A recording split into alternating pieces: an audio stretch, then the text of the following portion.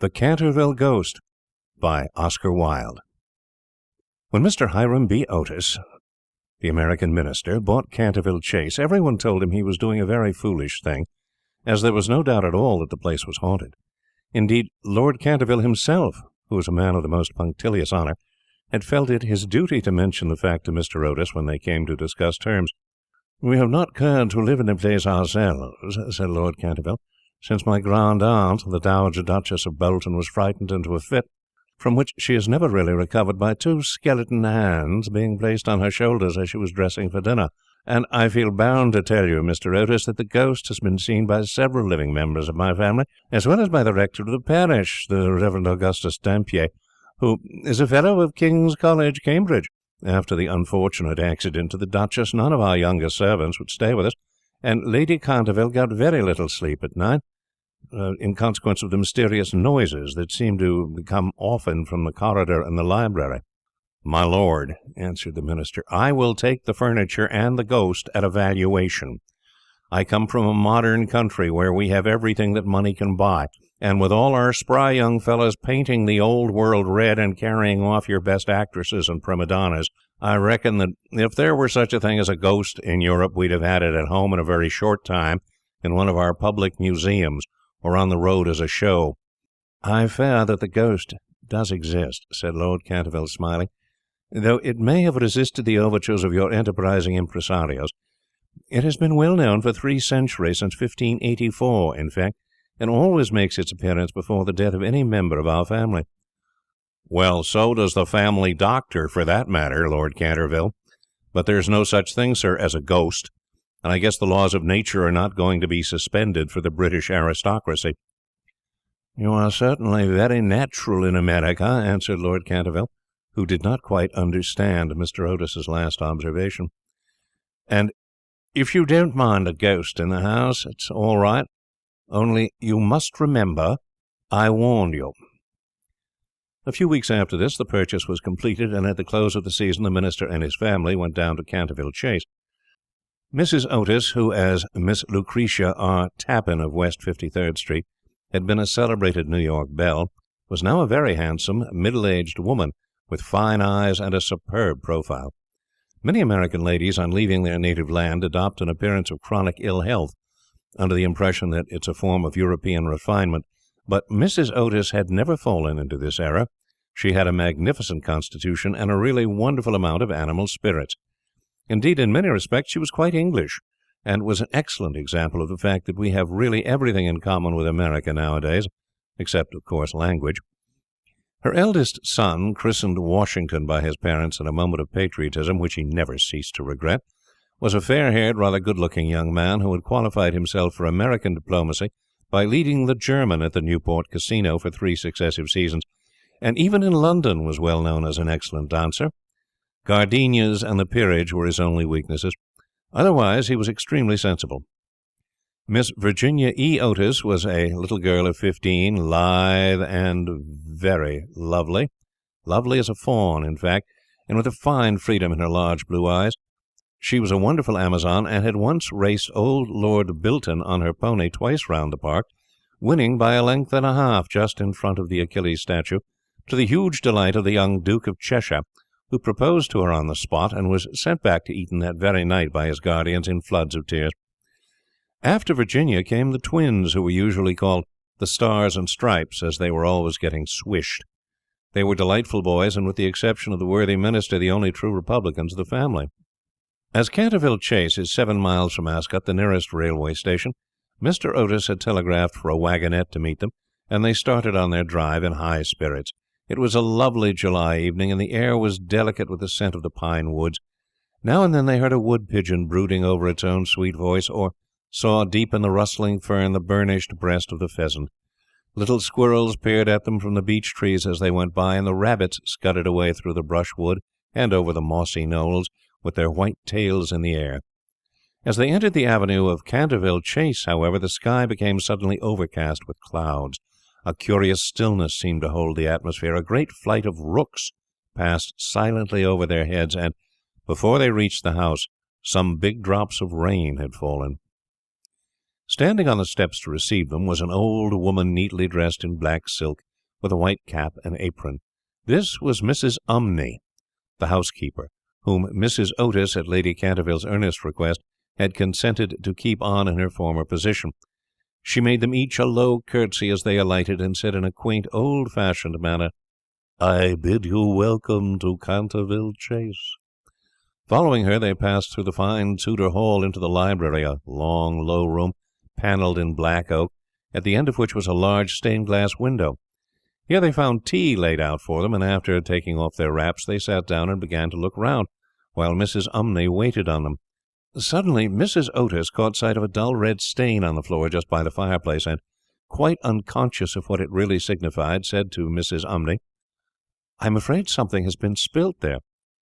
"Yes, madam," replied the old housekeeper in a low voice. "Blood has been spilt on that spot." "How horrid!" cried Mrs. Otis. "I don't at all care for bloodstains in a sitting-room. It must be removed at once." The old woman smiled, and answered in the same low, mysterious voice, "It is the blood of Lady Eleanor de Canterville, who was murdered on that very spot by her own husband, Sir Simon de Canterville, in 1575. Sir Simon survived her 9 years and disappeared suddenly under very mysterious circumstances. His body has never been discovered, but his guilty spirit still haunts the Chase. The blood stain has been much admired by tourists and others, and cannot be removed." "That is all nonsense," cried Washington Otis. "Pinkerton's Champion Stain Remover and Paragon Detergent will clean it up in no time." And before the terrified housekeeper could interfere, he had fallen upon his knees and was rapidly scouring the floor with a small stick of what looked like a black cosmetic. In a few moments no trace of the bloodstain could be seen. "I knew Pinkerton would do it," he exclaimed triumphantly, as he looked round at his admiring family. But no sooner had he said these words than a terrible flash of lightning lit up the sombre room. A fearful peal of thunder made them all start to their feet, and Mrs. Umney fainted. "What a monstrous climate," said the American minister calmly, as he lit a long cheroot. "I guess the old country is so overpopulated that they have not enough decent weather for everybody. I've always been of the opinion that emigration is the only thing for England." "Oh, my dear Hiram," cried Mrs. Otis, "what can we do with a woman who faints?" "Charge it to her like breakages," answered the minister. "She won't faint after that." And in a few moments Mrs. Umney certainly came to. There was no doubt, however, that she was extremely upset, and she sternly warned Mr. Otis to beware of some trouble coming to the house. "I have seen things with my own eyes, sir," she said, "that would make any Christian's hair stand on end, and many a night I have not closed my eyes in sleep for the awful things that are done here." Mr. Otis, however, and his wife warmly assured the honest soul that they were not afraid of ghosts, and after invoking the blessings of Providence on her new master and mistress, and making arrangements for an increase of salary, the old housekeeper tottered off to her room. Chapter 2. The storm raged fiercely all that night, but nothing of particular note occurred. The next morning, however, when they came down to breakfast, they found the terrible stain of blood once again on the floor. "I don't think it can be the fault of the Paragon Detergent," said Washington, "for I have tried it with everything. It must be the ghost." He accordingly rubbed out the stain a second time, but the second morning it appeared again. The third morning also it was there, though the library had been locked up at night by Mr. Otis himself and the key carried upstairs. The whole family were now quite interested. Mr. Otis began to suspect that he had been too dogmatic in his denial of the existence of ghosts. Mrs. Otis expressed her intention of joining the Psychical Society, and Washington prepared a long letter to Messrs. Myers and Podmore on the subject of the permanence of sanguineous stains when connected with crime. That night all doubts about the objective existence of phantasmata were removed forever. The day had been warm and sunny, and in the cool of the evening the whole family went out for a drive. They did not return home until 9 o'clock, when they had a light supper. The conversation in no way turned upon ghosts, as there were not even those primary conditions of receptive expectation which so often precede the presentation of psychical phenomena. The subjects discussed, as I have since learned from Mr. Otis, were merely such as form the ordinary conversation of cultured Americans of the better class, such as the immense superiority of Miss Fanny Davenport over Sarah Bernhardt as an actress, the difficulty of obtaining green corn, buckwheat cakes, and hominy even in the best English homes, the importance of Boston in the development of the world's soul, the advantages of the baggage check system in railway travelling, and the sweetness of the New York accent compared to the London drawl.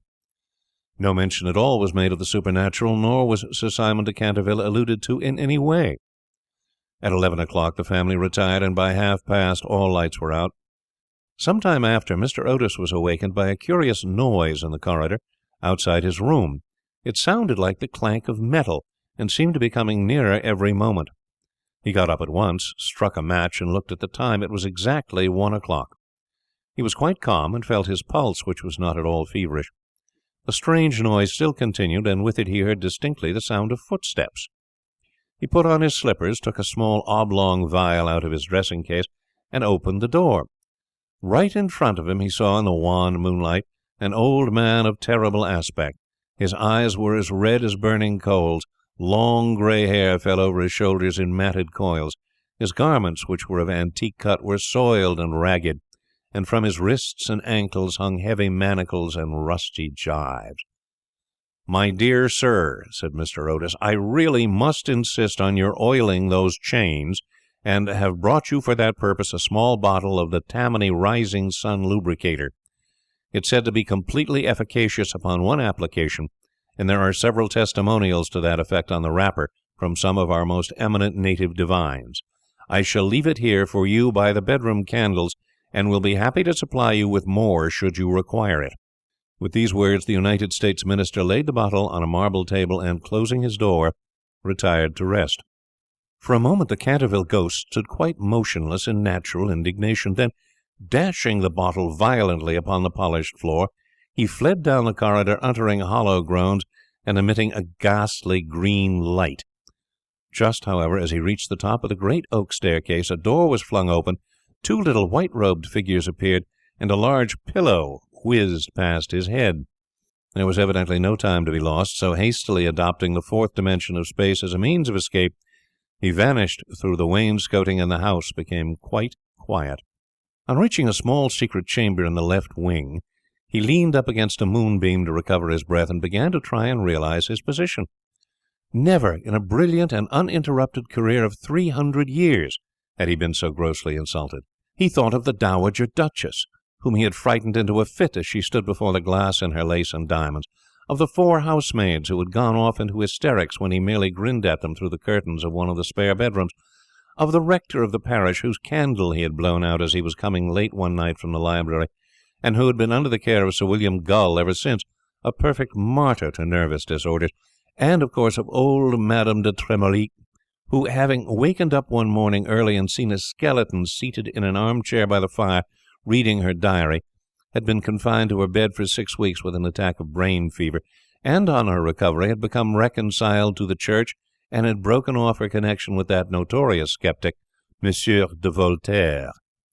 He remembered the terrible night when the wicked Lord Canterville was found choking in his dressing-room, with the knave of diamonds halfway down his throat, and confessed, just before he died, that he had cheated Charles James Fox out of £50,000 at Crockford's by means of that very card, and swore that the ghost had made him swallow it. All his great achievements came back to him again, from the butler, who had shot himself in the pantry because he had seen a green hand tapping at the window-pane, to the beautiful Lady Sutfield, who was always obliged to wear a black velvet band round her throat to hide the mark of 5 fingers burnt upon her white skin, and who drowned herself at last in the carp pond at the end of the King's Walk. With the enthusiastic egotism of the true artist, he went over his most celebrated performances, and smiled bitterly to himself as he recalled to mind his last appearance as Red Reuben or the Strangled Babe, his debut as Gaunt Gibeon, the Bloodsucker of Bexley Moor, and the furore he had excited one lonely June evening by merely playing 9 pins with his own bones upon the lawn tennis ground.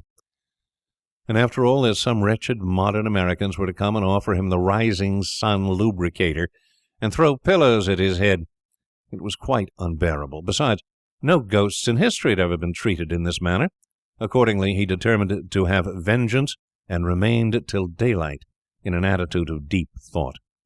Chapter 3. The next morning, when the Otis family met at breakfast, they discussed the ghost at some length.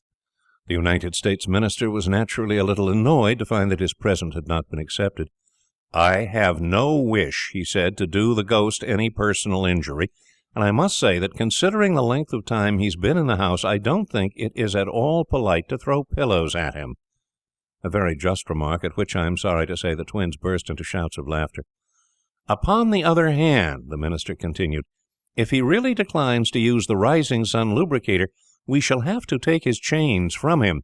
It would be quite impossible to sleep with such a noise going on outside the bedrooms." For the rest of the week, however, they were undisturbed, the only thing that excited any attention being the continual renewal of the bloodstain on the library floor. This certainly was very strange, as the door was always locked at night by Mr. Otis, and the windows kept closely barred. The chameleon-like colour also of the stain excited a good deal of comment. Some mornings it was a dull, almost Indian red, then it would be vermilion, then a rich purple, and once when they came down for family prayers, according to the simple rites of the Free American Reformed Episcopalian Church, they found it a bright emerald green. This kaleidoscopic change naturally amused the party very much, and bets on the subject were freely made every evening. The only person who did not enter into the joke was little Virginia, who for some unexplained reason was always a good deal distressed at the sight of the bloodstain, and very nearly cried the morning it was emerald green. The second appearance of the ghost was on Sunday night. Shortly after they had gone to bed, they were suddenly alarmed by a fearful crash in the hall. Rushing downstairs, they found that a large suit of old armour had become detached from its stand, and had fallen on the stone floor, while, seated in a high-backed chair, was the Canterville ghost, rubbing his knees with an expression of acute agony on his face. The twins, having brought their pea-shooters with them, at once discharged 2 pellets on him, with that accuracy of aim which can only be attained by long and careful practice on a writing master, while the United States minister covered him with his revolver and called upon him, in accordance with Californian etiquette, to hold up his hands. The ghost started up with a wild shriek of rage and swept through them like a mist, extinguishing Washington Otis's candle as he passed, and so leaving them all in total darkness.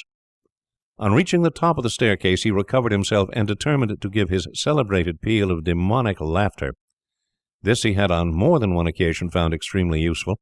It was said to have turned Lord Raker's wig grey in a single night, and had certainly made 3 of Lady Canterville's French governesses give warning before their month was up.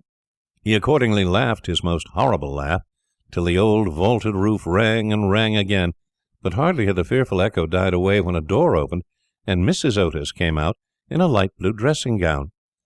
"I am afraid you are far from well," she said, "and have brought you a bottle of Dr. Dobell's tincture. If it is indigestion, you'll find it a most excellent remedy." The ghost glared at her in fury, and began at once to make preparations for turning himself into a large black dog, an accomplishment for which he was justly renowned, and to which the family doctor always attributed the permanent idiocy of Lord Canterville's uncle, the Honourable Thomas Horton. The sound of approaching footsteps, however, made him hesitate in his fell purpose, so he contented himself with becoming faintly phosphorescent, and vanished with a deep churchyard groan, just as the twins came up to him. On reaching his room, he entirely broke down, and became a prey to the most violent agitation. The vulgarity of the twins and the gross materialism of Mrs. Otis were naturally extremely annoying, but what really distressed him most was that he had been unable to wear the suit of mail. He had hoped that even modern Americans would be thrilled by the sight of a spectre in armour, if for no more sensible reason, at least out of respect for their national poet Longfellow, over whose graceful and attractive poetry he himself had whiled away many a weary hour when the Cantervilles were up in town. Besides, it was his own suit. He'd worn it with success at the Kenilworth tournament, and had been highly complimented on it by no less a person than the Virgin Queen herself. Yet when he had put it on, he had been completely overpowered by the weight of the huge breastplate and steel casque, and had fallen heavily on the stone pavement, barking both his knees severely, and bruising the knuckles of his right hand. For some days after this he was extremely ill, and hardly stirred out of his room at all, except to keep the bloodstain in proper repair. However, by taking great care of himself, he recovered, and resolved to make a third attempt to frighten the United States minister and his family. He selected Friday, the 17th of August, for his appearance, and spent most of that day in looking over his wardrobe, ultimately deciding in favour of a large slouched hat with a red feather, a winding sheet frilled at the wrists and neck, and a rusty dagger. Towards evening a violent storm of rain came on, and the wind was so high that all the windows and doors in the old house shook and rattled. In fact, it was just such weather as he loved. His plan of action was this. He was to make his way quietly to Washington Otis's room, gibber at him from the foot of the bed, and stab himself 3 times in the throat to the sound of low music. He bore Washington a special grudge, being quite aware that it was he who was in the habit of removing the famous Canterville bloodstain by means of Pinkerton's Paragon detergent. Having reduced the reckless and foolhardy youth to a condition of abject terror, he was then to proceed to the room occupied by the United States Minister and his wife, and there to place a clammy hand on Mrs. Otis's forehead, while he hissed into her trembling husband's ear the awful secrets of the charnel house. With regard to little Virginia, he had not quite made up his mind. She had never insulted him in any way, and was pretty and gentle. A few hollow groans from the wardrobe he thought would be more than sufficient, or if that failed to wake her, he might grabble at the counterpane with palsy-twitching fingers. As for the twins, he was quite determined to teach them a lesson. The first thing to be done was, of course, to sit upon their chests, so as to produce the stifling sensation of nightmare.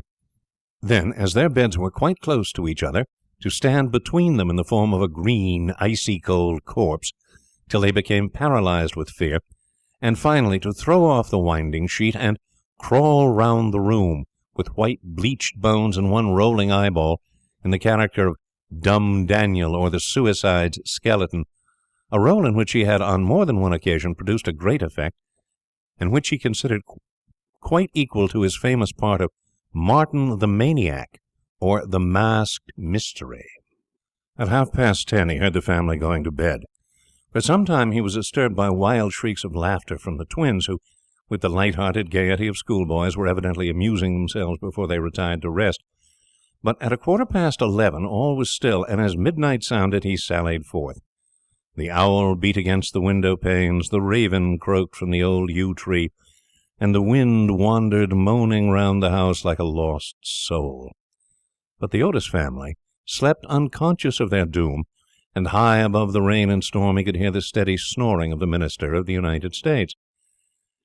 He stepped stealthily out of the wainscoting with an evil smile on his cruel, wrinkled mouth, and the moon hid her face in a cloud as he stole past the great oriel window, where his own arms and those of his murdered wife were blazoned in azure and gold.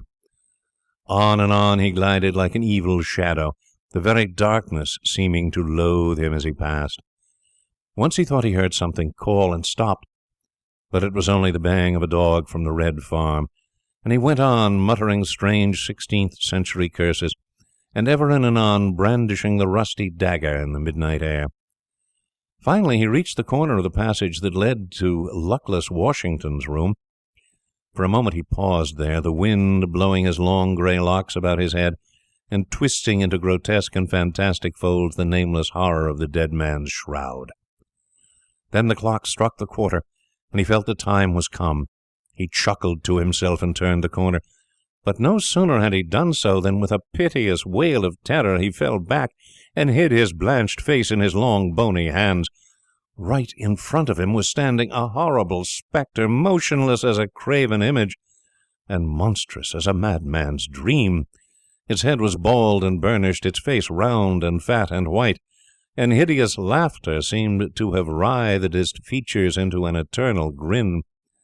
From the eyes streamed rays of scarlet light. The mouth was a wide well of fire, and a hideous garment, like to his own, swathed with its silent snows the Titian form. On its breast was a placard with strange writing in antique characters, some scroll of shame, it seemed, some record of wild sins, some awful calendar of crime, and with its right hand it bore aloft a fashion of gleaming steel. Never having seen a ghost before, he naturally was terribly frightened, and after a second hasty glance at the awful phantom, he fled back to his room, tripping up in his long winding sheet as he sped down the corridor, and finally dropping the rusty dagger into the minister's jack-boots, where it was found in the morning by the butler. Once in the privacy of his own apartment, he flung himself down on a small pallet bed and hid his face under the clothes. After a time, however, the brave old Canterville spirit asserted itself, and he determined to go and speak to the other ghost as soon as it was daylight. Accordingly, just as the dawn was touching the hills with silver, he returned towards the spot where he had first laid eyes on the grisly phantom, feeling that, after all, 2 ghosts were better than 1, and that, by the aid of his new friend, he might safely grapple with the twins. On reaching the spot, however, a terrible sight met his gaze. Something had evidently happened to the spectre, for the light had entirely faded from its hollow eyes, the gleaming falchion had fallen from its hand, and it was leaning up against the wall in a strained and uncomfortable attitude. He rushed forward and seized it in his arms, when, to his horror, the head slipped off and rolled on the floor. The body assumed a recumbent posture, and he found himself clasping a white dimity bed curtain, with a sweeping brush, a kitchen cleaver, and a hollow turnip lying at his feet. Unable to understand this curious transformation, he clutched the placard with feverish haste, and there, in the grey morning light, he read these fearful words: "Ye Otis Ghosty, ye only true and original spook. Beware of ye imitationes. All others are counterfeity." The whole thing flashed across him. He had been tricked, foiled, and outwitted. The old Canterville look came into his eyes. He ground his toothless gums together, and, raising his withered hands high above his head, swore, according to the picturesque phraseology of the antique school, that when Chanticleer had sounded twice his merry horn, deeds of blood would be wrought, and murder walk abroad with silent feet. Hardly had he finished this awful oath when, from the red-tiled roof of a distant homestead, a cock crew. He laughed a long, low, bitter laugh, and waited. Hour after hour he waited, but the cock, for some strange reason, did not crow again.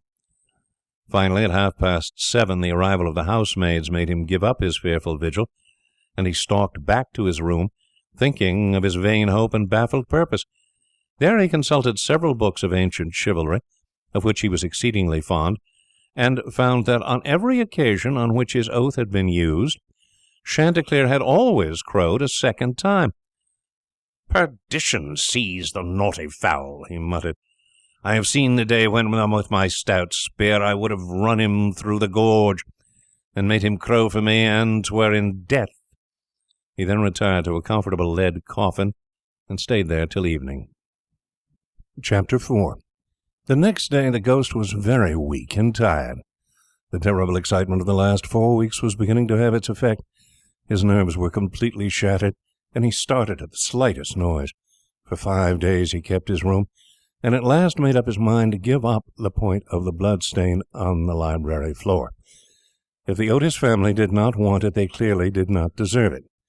They were evidently people on a low material plane of existence, and quite incapable of appreciating the symbolic value of sensuous phenomena. The question of phantasmic apparitions and the development of astral bodies was, of course, quite a different matter, and really not under his control. It was his solemn duty to appear in the corridor once a week and to gibber from the large oriel window on the first and third Wednesday in every month, and he did not see how he could honorably escape from his obligations. It was quite true that his life had been very evil, but, upon the other hand, he was most conscientious in all things connected with the supernatural. For the next 3 Saturdays, accordingly, he traversed the corridor as usual between midnight and 3 o'clock, taking every possible precaution against being either heard or seen. He removed his boots, trod as lightly as possible on the old worm-eaten boards, wore a large black velvet cloak, and was careful to use the rising sun lubricator for oiling his chains. I am bound to acknowledge that it was with a good deal of difficulty that he brought himself to adopt this last mode of protection. However, one night while the family were at dinner, he slipped into Mr. Otis's bedroom and carried off the bottle. He felt a little humiliated at first, but afterwards was sensible enough to see that there was a great deal to be said for the invention, and to a certain degree it served his purpose. Still, in spite of everything, he was not left unmolested. Strings were continually being stretched across the corridor, over which he tripped in the dark, and on one occasion, while dressed for the part of Black Isaac or the huntsman of Hogley Woods, he met with a severe fall through treading on a butter slide which the twins had constructed from the entrance of the tapestry chamber to the top of the oak staircase. This last insult so enraged him that he resolved to make one final effort to assert his dignity and social position, and determined to visit the insolent young Estonians the next night in his celebrated character of Reckless Rupert, or the Headless Earl. He had not appeared in this disguise for more than 70 years. In fact, not since he had so frightened pretty Lady Barbara Modish by means of it, that she suddenly broke off her engagement with the present Lord Canterville's grandfather and ran away to Gretna Green with handsome Jack Castleton, declaring that nothing in the world would induce her to marry into a family that allowed such horrible phantoms to walk up and down the terrace at twilight.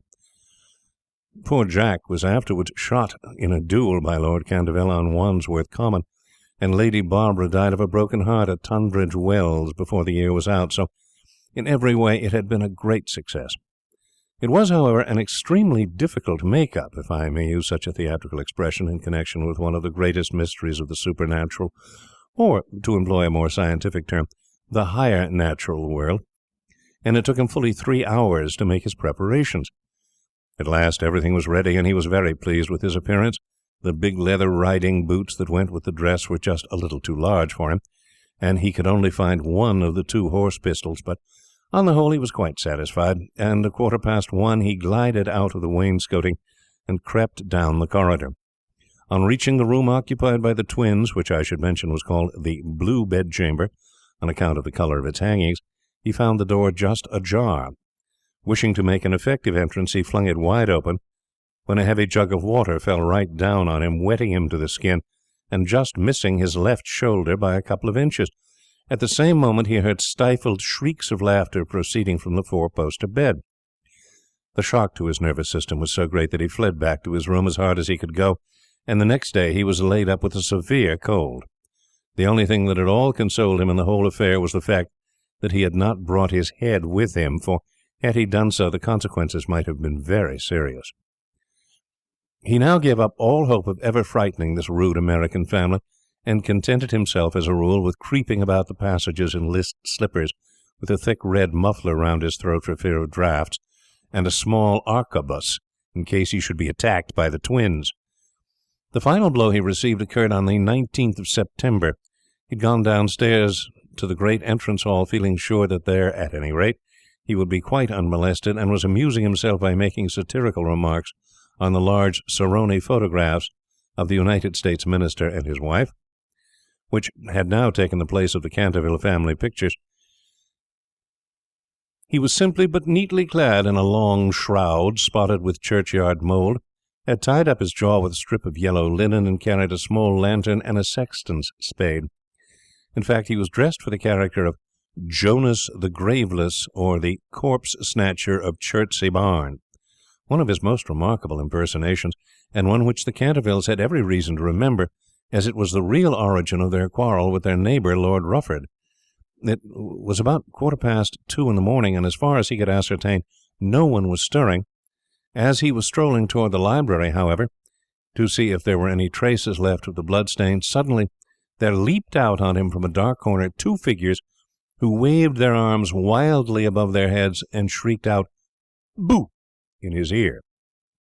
Seized with a panic, which under the circumstances was only natural, he rushed for the staircase, but found Washington Otis waiting for him there with the big garden syringe, and being thus hemmed in by his enemies on every side, and driven almost to bay, he vanished into the great iron stove, which, fortunately for him, was not lit, and had to make his way home through the flues and chimneys, arriving at his own room in a terrible state of dirt, disorder, and despair.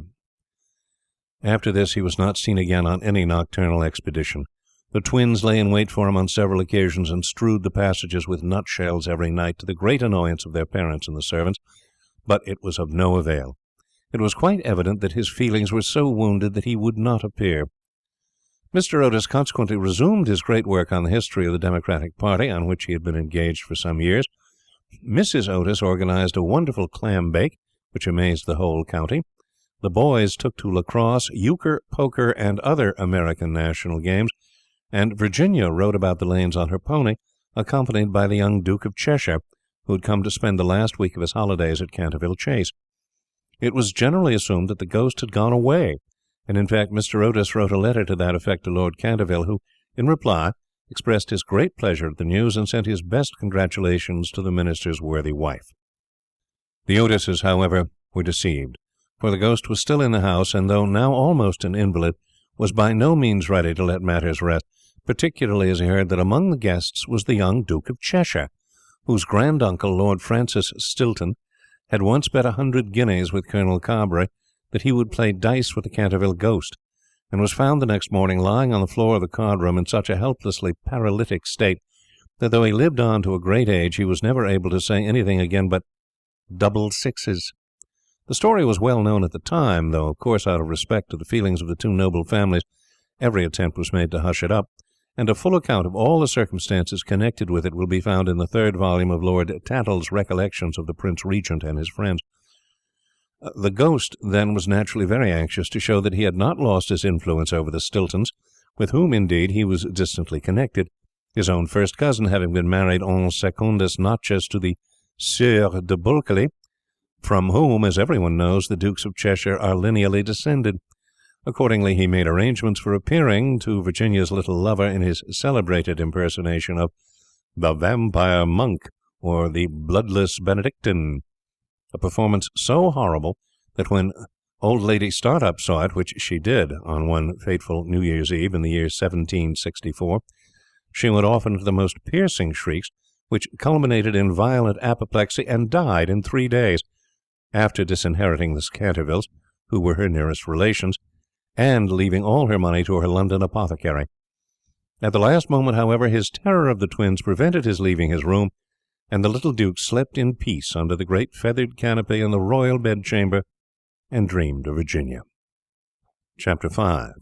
A few days after this, Virginia and her curly-haired cavalier went out riding on Brockley Meadows, where she tore her habit so badly in getting through a hedge that, on her return home, she made up her mind to go up by the back staircase so as not to be seen. As she was running past the tapestry chamber, the door of which happened to be open, she fancied she saw someone inside, and thinking it was her mother's maid, who sometimes used to bring her work there, looked in to ask her to mend her habit. To her immense surprise, however, it was the Canterville ghost himself. He was sitting by the window, watching the ruined gold of the yellow trees fly through the air, and the red leaves dancing madly down the long avenue. His head was leaning on his hand, and his whole attitude was one of extreme depression. Indeed, so forlorn and so much out of repair did he look that little Virginia, whose first idea had been to run away and lock herself in her room, was filled with pity, and determined to try and comfort him. So light was her footfall, and so deep his melancholy, that he was not aware of her presence till she spoke to him. "I am so sorry for you," she said, "but my brothers are going back to Eton tomorrow, and then, if you behave yourself, no one will annoy you." "It is absurd asking me to behave myself," he answered, looking round in astonishment at the pretty little girl who had ventured to address him. "Quite absurd. I must rattle my chains and groan through keyholes and walk about at night. If that's what you mean, it's my only reason for existing." "Well, it's no reason at all for existing, and you know you have been very wicked. Mrs. Umney told us the first day we arrived here that you had killed your wife." "Well, I quite admit it," said the ghost petulantly, "but it was a purely family matter, and concerned no one else." "It's very wrong to kill anyone," said Virginia, who at times had a sweet Puritan gravity, caught from some old New England ancestor. "Oh, I hate the cheap severity of abstract ethics. My wife was very plain, never had my ruffs properly starched, and knew nothing about cookery. Why, there was a buck I had shot in Hogley Woods, a magnificent pricket, and do you know how she had it sent up to table? However, it's no matter now, for it's all over, and I don't think it was very nice of her brothers to starve me to death, though I did kill her." "Starve you to death? Oh, Mr. Ghost, Sir Simon, are you hungry? I have a sandwich in my case. Would you like it?" "No, thank you. I never eat anything now, but it's very kind of you all the same, and you are much nicer than the rest of your horrid, rude, vulgar, dishonest family." "Stop!" cried Virginia, stamping her foot. "It is you who are rude and horrid and vulgar, and as for dishonesty, you know you stole the paints out of my box to try and furbish up that ridiculous bloodstain in the library. First you took all my reds, including the vermilion, and I couldn't do any more sunsets, and then you took the emerald green and the chrome yellow, and finally I had nothing left but indigo and Chinese white, and could only do moonlight scenes, which were always depressing to look at, and not at all easy to paint. Well, I never told on you, though I was very much annoyed, and it was most ridiculous, the whole thing, for who ever heard of emerald green blood?" "Well, really," said the ghost rather meekly, "what was I to do? It's a very difficult thing to get real blood nowadays, and as your brother began it all with his Paragon detergent, I certainly saw no reason why I should not have your paints. As for colour, that's always a matter of taste. The Cantervilles have blue blood, for instance, the very bluest in England. But I know you Americans don't care for things of this kind." "You know nothing about it, and the best thing you can do is to emigrate and improve your mind. My father will be only too happy to give you a free passage, and though there is a heavy duty on spirits of every kind, there will be no difficulty about the custom house, as the officers are all Democrats. Once in New York, you are sure to be a great success. I know lots of people there who would give $100,000 to have a grandfather, and much more than that to have a family ghost." "I don't think I should like America." "I suppose because we have no ruins and no curiosities," said Virginia sarcastically. "No ruins, no curiosities," answered the ghost. "You have your navy and your manners." "Good evening. I will go and ask Papa to give the twins an extra week's holiday." "Oh, please don't go, Miss Virginia," he cried. "I am so lonely and so unhappy, and I really don't know what to do. I want to go to sleep, and I cannot."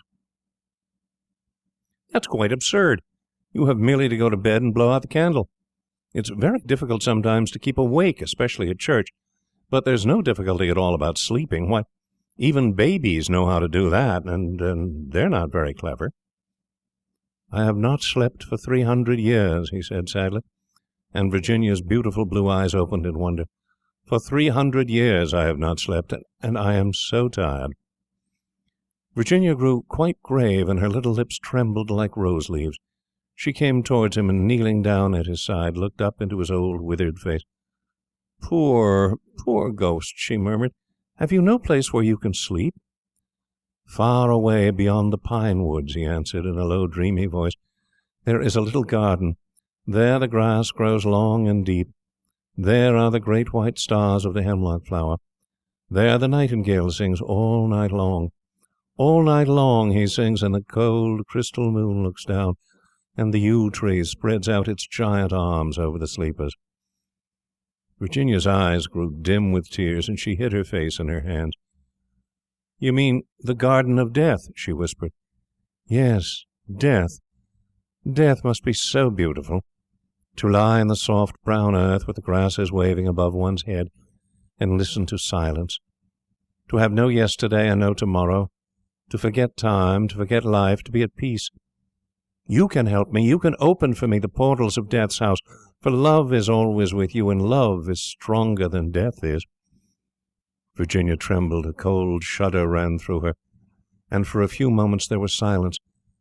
She felt as if she was in a terrible dream. Then the ghost spoke again, and his voice sounded like the sighing of the wind. "Have you ever read the old prophecy on the library window?" "Oh, often," cried the little girl, looking up. "I know it quite well. It's painted in curious black letters, and it is difficult to read. There are only 6 lines.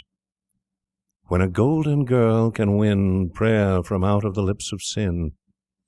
When the barren almond bears, and a little child gives away its tears. Then shall all the house be still, and peace come to Canterville." "But I don't know what they mean." "They mean," the ghost said sadly, "that you must weep for me for my sins, because I have no tears, and pray with me for my soul, because I have no faith.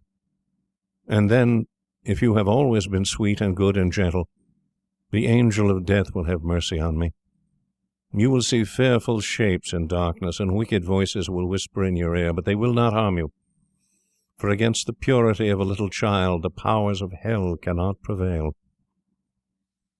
Virginia made no answer, and the ghost wrung his hands in wild despair as he looked down at her bowed golden head. Suddenly she stood up, very pale, and with a strange light in her eyes. "I am not afraid," she said firmly, "and I will ask the angel to have mercy on you." He rose from his seat with a faint cry of joy, and taking her hand bent over it with old-fashioned grace and kissed it. His fingers were as cold as ice, and his lips burned like fire. But Virginia did not falter as he led her across the dusky room. On the faded green tapestry were broidered little huntsmen. They blew their tasselled horns, and with their tiny hands waved to her to go back. "Go back, little Virginia," they cried. "Go back." But the ghost clutched her hand more tightly, and she shut her eyes against them. Horrible animals with lizard tails and goggle eyes blinked at her from the cavern chimney-piece, and murmured, "Beware, little Virginia, beware! We may never see you again." But the ghost glided on more swiftly, and Virginia did not listen. When they reached the end of the room, he stopped and muttered some words she could not understand. She opened her eyes and saw the wall slowly fading away like a mist, and a great black cavern in front of her. A bitter cold wind swept round them, and she felt something pulling at her dress. "Quick, quick!" cried the ghost, "or it will be too late." And in a moment the wainscoting had closed behind them, and the tapestry chamber was empty. Chapter 6. About 10 minutes later the bell rang for tea, and as Virginia did not come down, Mrs. Otis sent up one of the footmen to tell her. After a little time he returned and said that he could not find Miss Virginia anywhere. As she was in the habit of going out to the garden every evening to get flowers for the dinner table, Mrs. Otis was not at all alarmed at first, but when 6 o'clock struck and Virginia did not appear, she became really agitated, and sent the boys out to look for her, while she herself and Mr. Otis searched every room in the house. At 6:30 the boys came back and said they could find no trace of their sister anywhere. They were all now in the greatest state of excitement, and did not know what to do, when Mr. Otis suddenly remembered that some few days before he had given a band of gypsies permission to camp in the park. He accordingly at once set off for Blackfell Hollow, where he knew they were, accompanied by his eldest son and 2 of the farm servants. The little Duke of Cheshire, who was perfectly frantic with anxiety, begged hard to be allowed to go too, but Mr. Otis would not allow him, as he was afraid there might be a scuffle. On arriving at the spot, however, he found that the gypsies had gone, and it was evident that their departure had been rather sudden, as the fire was still burning and some plates were lying on the grass. Having sent off Washington and the 2 men to scour the district, he ran home and dispatched telegrams to all the police inspectors in the county, telling them to look out for a little girl who had been kidnapped by tramps or gypsies. He then ordered his horse to be brought round, and after insisting on his wife and the 3 boys sitting down to dinner, rode off down the Ascot Road with a groom. He had hardly, however, gone a couple of miles when he heard somebody galloping after him, and, looking round, saw the little Duke coming up on his pony, with his face very flushed and no hat. "I'm awfully sorry, Mr. Otis," gasped out the boy, "but I can't eat any dinner as long as Virginia is lost. Please don't be angry with me. If you had let us be engaged last year, there would never have been all this trouble. You won't send me back, will you? I can't go. I won't go." The minister could not help smiling at the handsome young scapegrace, and was a good deal touched at his devotion to Virginia. So, leaning down from his horse, he patted him kindly on the shoulders and said, "Well, Cecil, if you won't go back, I suppose you must come with me, but I must get you a hat at Ascot." "Oh, bother my hat! I want Virginia!" cried the little Duke, laughing, and they galloped on to the railway station. There Mr. Otis inquired of the station master if anyone answering the description of Virginia had been seen on the platform, but could get no news of her. The station master, however, wired up and down the line and assured him that a strict watch would be kept for her, and after having bought a hat for the little Duke from a linen draper, who was just putting up his shutters, Mr. Otis rode off to Bexley, a village about 4 miles away, which he was told was a well-known haunt of the gypsies, as there was a large common next to it. Here they roused up the rural policeman, but could get no information from him, and, after riding all over the common, they turned their horses' heads homewards, and reached the chase about 11 o'clock, dead tired and almost heartbroken. They found Washington and the twins waiting for them at the gatehouse, with lanterns, as the avenue was very dark. Not the slightest trace of Virginia had been discovered. The gypsies had been caught on Broxley Meadows, but she was not with them, and they had explained their sudden departure by saying that they had mistaken the date of Taunton Fair, and had gone off in a hurry for fear they might be late. Indeed, they had been quite distressed at hearing of Virginia's disappearance, as they were very grateful to Mr. Otis for having allowed them to camp in his park, and 4 of their number had stayed behind to help in the search.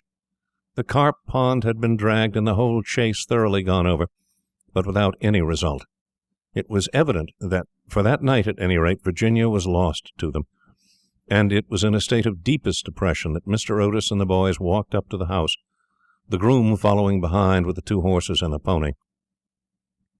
In the hall they found a group of frightened servants, and lying on a sofa in the library was poor Mrs. Otis, almost out of her mind with terror and anxiety, and having her forehead bathed with eau de cologne by the old housekeeper.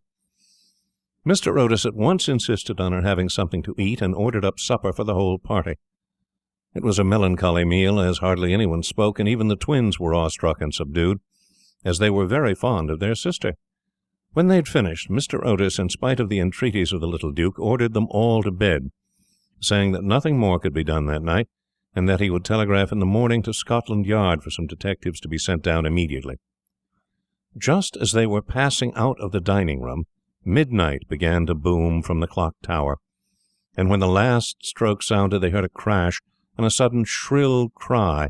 A dreadful peal of thunder shook the house. A strain of unearthly music floated through the air. A panel at the top of the staircase flew back with a loud noise, and out on the landing, looking very pale and white, with a little casket in her hand, stepped Virginia. In a moment they had all rushed up to her. Mrs. Otis clasped her passionately in her arms, the Duke smothered her with violent kisses, and the twins executed a wild war dance round the group. "Good heavens, child, where have you been?" said Mr. Otis, rather angrily, thinking that she had been playing some foolish trick on them. "Cecil and I have been riding all over the country looking for you, and your mother has been frightened to death. You must never play these practical jokes any more." "Except on the ghost, except on the ghost," shrieked the twins as they capered about. "My own darling, thank God you are found. You must never leave my side again," murmured Mrs. Otis, as she kissed the trembling child and smoothed the tangled gold of her hair. "Papa," said Virginia quietly, "I have been with the ghost. He is dead, and you must come and see him. He had been very wicked, but he was really sorry for all that he had done, and he gave me this box of beautiful jewels before he died." The whole family gazed at her in mute astonishment, but she was quite grave and serious, and turning round she led them through the opening in the wainscoting down a narrow secret corridor, Washington following with a lighted candle which he had caught up from the table. Finally they came to a great oak door studded with rusty nails. When Virginia touched it, it swung back on its heavy hinges, and they found themselves in a little low room with a vaulted ceiling and one tiny grated window. Embedded in the hall was a huge iron ring, and chained to it was a gaunt skeleton that was stretched out at full length on the stone floor, and seemed to be trying to grasp with its long fleshless fingers an old-fashioned trencher and ewer that were placed just out of its reach. The jug had evidently been once filled with water, as it was covered inside with green mould. There was nothing on the trencher but a pile of dust. Virginia knelt down beside the skeleton, and folding her little hands together began to pray silently, while the rest of the party looked on in wonder at the terrible tragedy whose secret was now disclosed to them. "Hello!" suddenly exclaimed one of the twins, who had been looking out the window to try and discover in what wing of the house this room was situated. "Hello! The old withered almond tree has blossomed. I can see the flowers quite plainly in the moonlight." "God has forgiven him," said Virginia gravely as she rose to her feet, and a beautiful light seemed to illumine her face. "What an angel you are!" cried the young Duke, and he put his arm round her neck and kissed her. Chapter 7. 4 days after these curious incidents, a funeral started from Canterville Chase at about 11 o'clock at night. The hearse was drawn by 8 black horses, each of which carried on its head a great tuft of nodding ostrich plumes, and the leaden coffin was covered by a rich purple pall on which was embroidered in gold the Canterville coat of arms. By the side of the hearse and the coaches walked the servants with lighted torches, and the whole procession was wonderfully impressive. Lord Canterville was the chief mourner, having come up specially from Wales to attend the funeral, and sat in the first carriage along with little Virginia. Then came the United States Minister and his wife, then Washington and the 3 boys, and in the last carriage was Mrs. Umney. It was generally felt that, as she had been frightened by the ghost for more than 50 years of her life, she had a right to see the last of him. A deep grave had been dug in the corner of the churchyard just under the old yew tree, and the service was read in the most impressive manner by the Reverend Augustus Dampier. When the ceremony was over, the servants, according to an old custom observed in the Canterville family, extinguished their torches, and, as the coffin was being lowered into the grave, Virginia stepped forward and laid on it a large cross made of white and pink almond blossoms. As she did so, the moon came out from behind a cloud and flooded with its silent silver the little churchyard, and from a distant copse a nightingale began to sing. She thought of the ghost's description of the Garden of Death. Her eyes became dim with tears, and she hardly spoke a word during the drive home. The next morning, before Lord Canterville went up to town, Mr. Otis had an interview with him on the subject of the jewels the ghost had given to Virginia. They were perfectly magnificent, especially a certain ruby necklace with old Venetian setting, which was really a superb specimen of 16th-century work, and their value was so great that Mr. Otis felt considerable scruples about allowing his daughter to accept them. "My lord," he said, "I know that in this country mortmain is held to apply to trinkets as well as to land, and it's quite clear to me that these jewels are, or should be, heirlooms in your family. I must beg you accordingly to take them to London with you, and to regard them simply as a portion of your property which has been restored to you under certain strange conditions. As for my daughter, she is merely a child, and has as yet, I am glad to say, but little interest in such appurtenances of idle luxury. I am also informed by Mrs. Otis, who, I may say, is no mean authority upon art, having had the privilege of spending several winters in Boston when she was a girl, that these gems are of great monetary worth, and if offered for sale would fetch a tall price. Under these circumstances, Lord Canterville, I feel sure that you will recognize how impossible it would be for me to allow them to remain in the possession of any member of my family. And indeed all such vain gauds and toys, however suitable or necessary to the dignity of the British aristocracy, would be completely out of place among those who have been brought up on the severe, and I believe immortal, principles of republican simplicity. Perhaps I should mention that Virginia is very anxious that you should allow her to retain the box as a memento of your unfortunate but misguided ancestor. As it is extremely old, and consequently a good deal out of repair, you may perhaps think fit to comply with her request. For my own part, I confess I am a good deal surprised to find a child of mine expressing sympathy with medievalism in any form, and can only account for it by the fact that Virginia was born in one of your London suburbs shortly after Mrs. Otis had returned from a trip to Athens."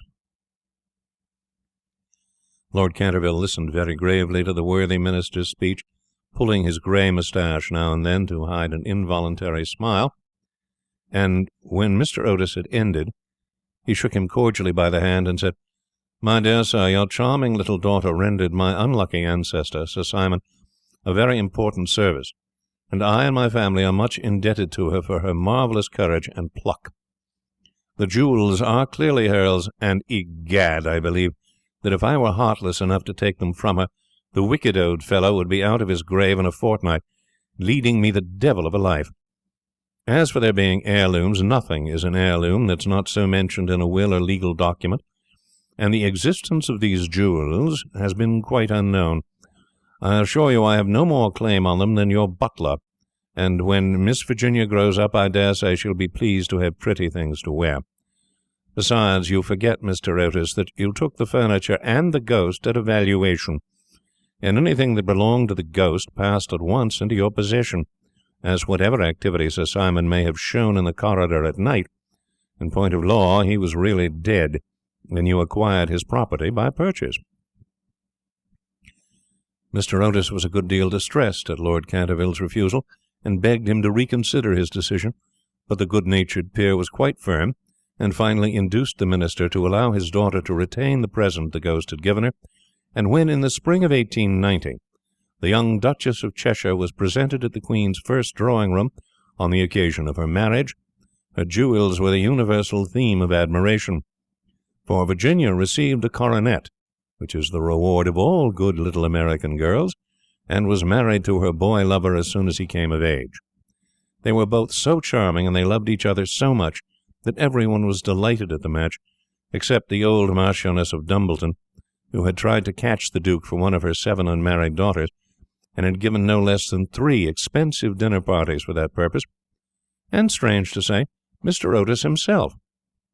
Mr. Otis was extremely fond of the young Duke personally, but theoretically he objected to titles, and, to use his own words, was not without apprehension lest, amid the enervating influences of a pleasure-loving aristocracy, the true principles of republican simplicity should be forgotten.